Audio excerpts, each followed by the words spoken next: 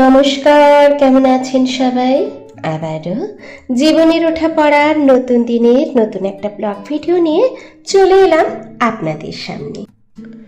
ভোর থেকে উঠে হেলদি ব্রেকফাস্ট, বাড়ির কাজ, রান্না বান্নার সাথে কিছুটা দরকারি কাজও গুছিয়ে নিলাম, সাথে নিজেরও কেয়ার করলাম।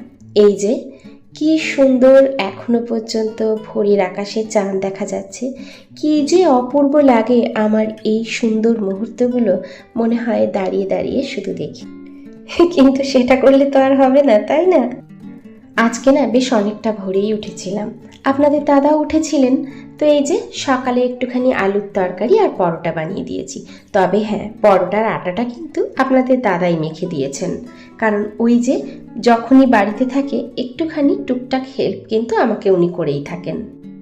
আর আমি কিন্তু সব সময় আটার পরোটাই করি। আগে মাল্টিগ্রেনও করতাম, কিন্তু এখন আর সেরকমভাবে করা হয় না। আসলেই বেশি হাই প্রোটিন এখন আর ছেলেকে খাওয়াচ্ছি না, ওর জন্যই আর কি। তো এমনি নর্মাল আটারই করেছি, খুব ভালো করে প্রথমে কিন্তু তেল না দিয়ে সেঁকে নিয়েছি, তারপরে অল্প একটু ঘি আর একটু তেল দিয়ে দিয়েছিলাম। আর বানিয়েছিলাম একটু সুজিটা আসলে খুব তাড়াতাড়ি হয়েও যায়, আর অনেক দিন ধরে সুজিটা বানানোই হয় না। আর ছেলেরা বলছিল আজকে একটু সুজি খাবো, তো শুধু সুজি দিয়ে দেবো না বলে একটুখানি আলুর তরকারি করেছি। আর ওরা কিন্তু স্কুলে বেরিয়ে গেছে, এখন এই যে খাবারটা বেড়ে নিচ্ছি। ঘরে কিন্তু পুজো টুজো সবই হয়ে গেছে। তো আপনাদের দাদাকে আমি কিন্তু খেতে দিয়ে দিয়েছি, ওনাকে সুজি আলুর তরকারি পরোটা দিয়ে দিয়েছি। আর আমি পরোটা আর আলুর তরকারি খাবো, কারণ আমি একটু চা খাবো, আমি সুজি খাবো না এখন। এসো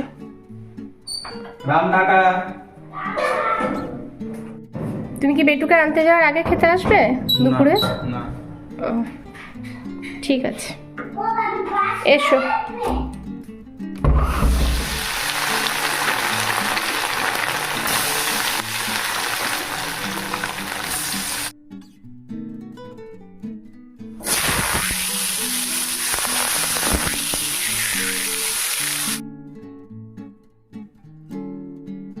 আজকে সকালে গাজর আলু দিয়ে একটু ভাজাও করেছিলাম। আজকে কিন্তু বড় ছেলেকে স্কুলে পাঠিয়েছি, ছোট পেটু স্কুলে যায়নি, কারণ ওর আবারও হাঁচি কাশি হচ্ছে, স্কুলে আরও বাচ্চা আছে, ওই জন্য আমি কিন্তু আজকে স্কুলে পাঠাইনি।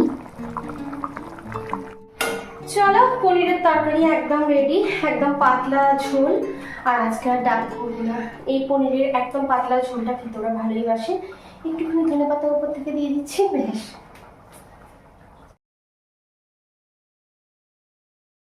আর আজকে পনিরের তরকারিতে দিয়েছি 1 চামচ আদা আর টমেটোর পেস্ট, ব্যাস, আর কিচ্ছু না, একদম পাতলা পনিরের ঝোল। না কাশ্মীরি মির্চ, কিন্তু কালারটা খুব সুন্দর এসেছে, আসলে একটু টমেটোটা দিয়েছি না। আর একটুখানি কখনো কখনো তেলের মধ্যে যদি চিনি ফেলে দেওয়া হয় না, তাহলে কিন্তু কালারটা খুব সুন্দর আসে। তো যাই হোক, আজকে কিন্তু অনেকগুলো কাজ করবো ভেবেছি। ওই যে সকালের ভাজাটা তো আছেই, যেটা করা হয়েছিল, এই যে এখনো এতটা পর্যন্ত এই যে এতটা পরিমাণে ভাজা আছে।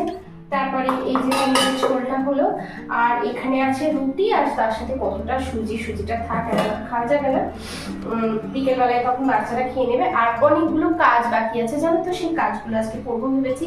আর বিশ্বাস করো, আজকে শরীরটা একদমই ভালো লাগছে না, মনে হচ্ছে শুধু ঘুম হয়ে, জানি না কেন এত ঘুম পাচ্ছে আজকে আমার, একদম ভালো লাগছে না। কিন্তু শরীর ভালো থাকুক আর না থাকুক, যে কাজগুলো আমাদের পেন্ডিং থাকে সে কাজগুলো করে নিলে না খুব তাড়াতাড়ি হয়ে যায়। এই যে এই আমলকিগুলো কবে থেকে রাখা আছে, ভাবছি কেটে একটু নুন হলুদ মাখিয়ে রোদে দেবো, মানে সময় বিশেষে খাওয়া যাবে আর কি। আর আমলকি খাওয়াটা তো ভীষণ ভালো, ভেবেছিলাম একটু পেস্ট করে রাখবো, তো সেটা আর হয়নি।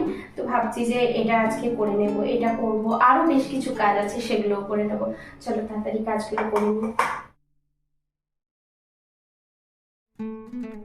এদিকে দেখো, অল্প একটু বেগুন ছিল, সেটাকে কেটে নিয়েছি, একটু নুন হলুদ দিয়ে ভেজে নেব।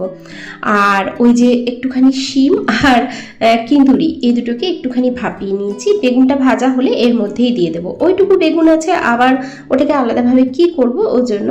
আর আমার না একটু একটু করে সবজি ফেলে রাখা অভ্যাস, মানে কাঁচা সবজি, কেন কে জানে, অল্প অল্প করে আমি রেখে দিই। যাই হোক, পাঁচমিশালি সবজি হলে সেখানে দিয়ে দিই, বা এই যে এরকম একটা ভাজা করে দিই, বেশ ভালো লাগে আর কি।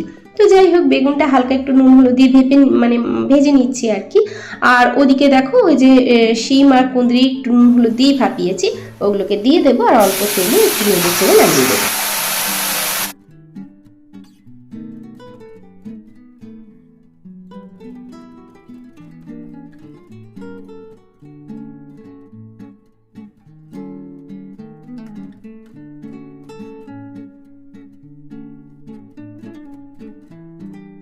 আর ওদিকে ওই যে চাল ধোয়া জলটা রেখেছিলাম, তো সেটা না গাছে দেওয়া হয়নি। আর দেখবেন চাল ধোয়া ডাল ধোয়া এই সমস্ত জল দিলে না গাছে বেশ ভালো, কিন্তু এটা খাবার গাছের আর কি। তো আমি ওর জন্য কিন্তু গাছে সবসময় চেষ্টা করি চাল ধোয়া ডাল ধোয়া জলগুলো দিয়ে দিতে। তো ভাবলাম চলো দেওয়া যেখানে হয়নি আগে টুক করে একটু দিয়ে আসি। আর এদিকে দেখলাম বেশ অনেকটা বাসন জমে গেছে, তার জন্য তাড়াহুড়ো করে কটা বাসনও মেজে নিলাম। একদিকে কাজ একদিকে রান্না, আর এরকম করেই তো আমাদেরকে চলতে হয়, তাই না? তাই দেখলাম যে এদিকে করতে করতে এদিকে দেখলাম বাসনগুলো আছে যেখানে, কয়েকটা বাসন মেজে নিই, তারপরে আর বাদবাকি যে এক্সট্রা কাজ আছে সেগুলোকে ধরবো। এখন কিন্তু বাজারে প্রচুর পরিমাণে আমলকি পাওয়া যাচ্ছে। আমি বলবো প্রত্যেকেই এরকম কিন্তু আমলকি কিনে স্টোর করে রাখবেন। আমার কাছে অল্প একটুই ছিল, সেদিনকে এনেছি, তো বেশ কিছু খাওয়া হয়ে গেছে। আমি তো জুস করে মাঝে মাঝেই খাই, আর বেশ কিছুটা ছিল, সেগুলোকে ভালো করে নুন হলুদ মাখিয়ে আর রোদে রেখে দিলাম। এরকম করে যদি রোদে একটু শুকিয়ে রাখা হয় না, সেটা কিন্তু মাঝে মাঝে খেতেও ভালো লাগে, আর আমলকি খাওয়াটাও কিন্তু ভীষণভাবে ভালো।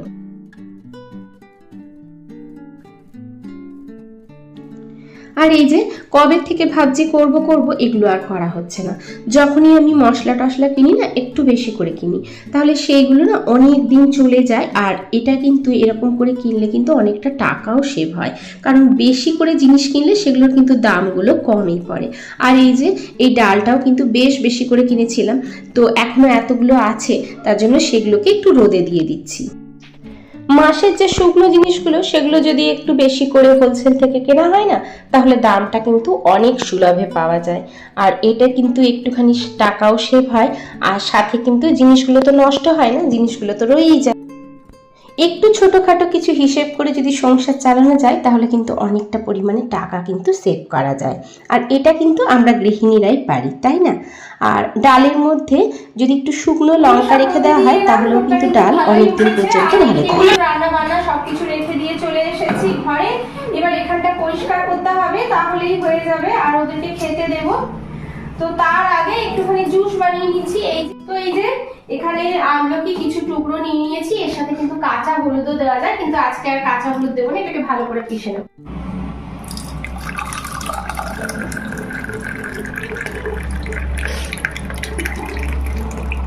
চলো আগে এটাকে খাবো, তারপরে বাদ বাকি কাজ করবো। আমার কিন্তু দারুণ লাগে, আর এই আমলকির জুস খাওয়া কিন্তু ভীষণ ভাবে ভালো। একটুখানি চিনি দিয়েছি, তোমরা চাইলে গুড় দিতে পারো। এখন আমি এটাকে বসে বসে খাবো।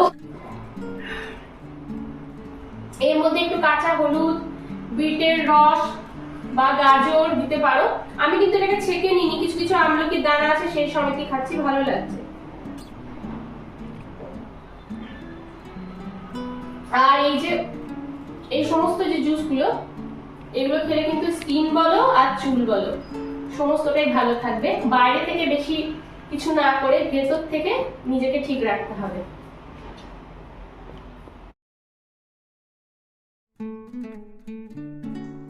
তো ব্যাস আমলকির জুস টুস খেয়ে চলে এলাম একেবারে এখানে গ্যাস ট্যাসগুলো পরিষ্কার করে নিতে।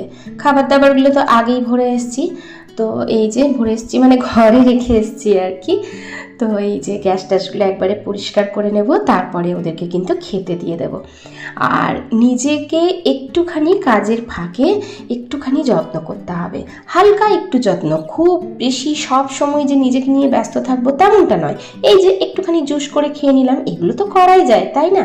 আর এই যে আমার বন্ধুদের জন্য আজকের থালি আছে হচ্ছে গাজর আলু ভাজা, আছে পনিরের তরকারি, ওই যে পাতলা করে ঝোল করেছি, আর তার সাথে আছে শিম কুঁদরি ভাজা। এটাই হচ্ছে আজকের লাঞ্চ। আর এখানে বেশ কিছু মশলা গুঁড়িয়ে নিয়েছি, জিরের সাথে একটু এলাচ দারচিনি লবঙ্গ, এটা কিন্তু একসাথে গুঁড়িয়ে আমি রেখে দিলাম। এটা যদি করা থাকে তাহলে কিন্তু রান্না করতে অনেকটা সুবিধা হয়। আর বাজার থেকে বাইরে থেকে না কিনে ঘরে যদি আমরা এগুলোকে মশলাগুলোকে রেডি করে নিই, তাহলে কিন্তু অনেকটা ভালো হয়। এতে কিন্তু অনেকটা টাকাও বাঁচানো যায়, আর ঘরের মশলার টেস্টটাও কিন্তু আলাদা হয়।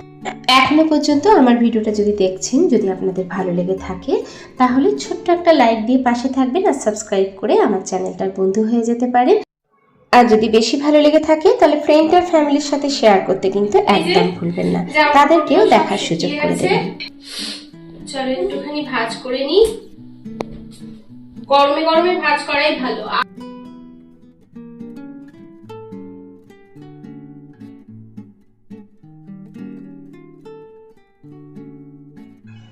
প্রত্যেকের জন্য রইল অনেক অনেক ভালোবাসা, রইল আন্তরিক শুভেচ্ছা।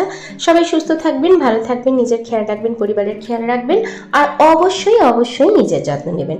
ভিডিওটা যদি ভালো লেগে থাকে ছোট্ট একটা লাইক দিয়ে পাশে থাকবেন। তাহলে আজকের মতো ভিডিওটা এখানেই শেষ করছি। দেখা হচ্ছে পরবর্তীকালে নতুন একটা ভিডিওর সাথে।